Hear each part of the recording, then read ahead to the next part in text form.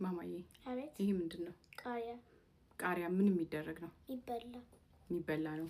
አሁን አንቺ ይሄንን መብላት ብትፈልጊና ካልተሰጠሽኝ ስጪኝ እናቴ መብላት ፈልጋለሁ ብለሽ ብትለምኚኝ የምሰጥሽ ይመስልሻል? ለምን? በጣም ስለሚያቃጥል አይደለ? ለዚህ በፈለገ ብትለምኚኝ ብታለቅሺ ቃሪያ ካልሰጠሽኝ ብለሽ ይሰጥሻል? አልሰጥሽም። ለምን? ስለሚያቃጥል አልሰጥሽም። ስለማስብልሽ አልሰጥሽም አይደለ? ልክ እንደዚሁ እግዚአብሔርም የምንጠይቀውን ነገር የምንለምነውን ነገር ለኛ የሚያስፈልገን ለኛ የሚጠቅመን ነገር ከሆነ ምን ያደርጋል ማለት ነው? ይሰጠናል። ግን እኛ ስለወደድ ነው እኛ ስላማረን አንድ ነገር እግዚአብሔር ስጠኝ ብለን ብንጨቀጭቀው እግዚአብሔር ይሰጠናል?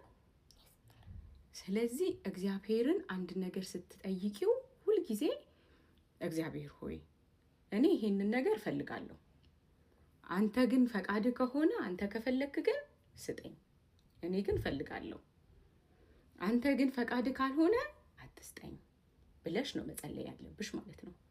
ስለዚህ ሁሉም ነገር እግዚአብሔር የሚያስፈልግሽን ነገር ሁሉ ጊዜ በህይወትሽ ዘመን ሁሉ እግዚአብሔር የሚያስፈልግሽን ነገር እንጂ አንቺ የምትፈልጊውን ነገር አይደለም የሚሰጥሽ ማለት ነው።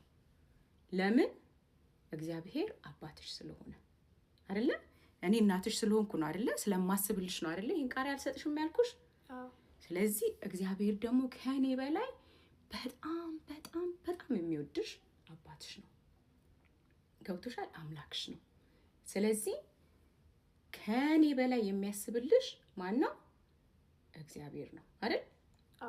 ስለዚህ የሚያስፈልግሽን ነገር ብቻ ስለሚሰጥሽ ሁሉ ጊዜ እግዚአብሔርን ከጠየቅሽ በኋላ ደስተኛ መሆን አለብሽ ማለት ነው። መጨነቅ የለብሽም። ገብቶሻል? እሺ ምንድነው ከዚህ አንደርስታንድ ያደረግሽው? That everything we ask God might not give us only if it's his will. በጣም ትክክል ነሽ። እስቲ በአማርኛ ንገሪ። እግዚአብሔር ሁሉም ነገር አይሰጠንም፣ በሱ ፈቃድ ከሆነ ብቻ ነው የሚሰጠን። ዋው ዴቢዬ እኔ ቆንጆ ጎበዝ። እወድሻለሁ። እኔ እወድሻለሁ።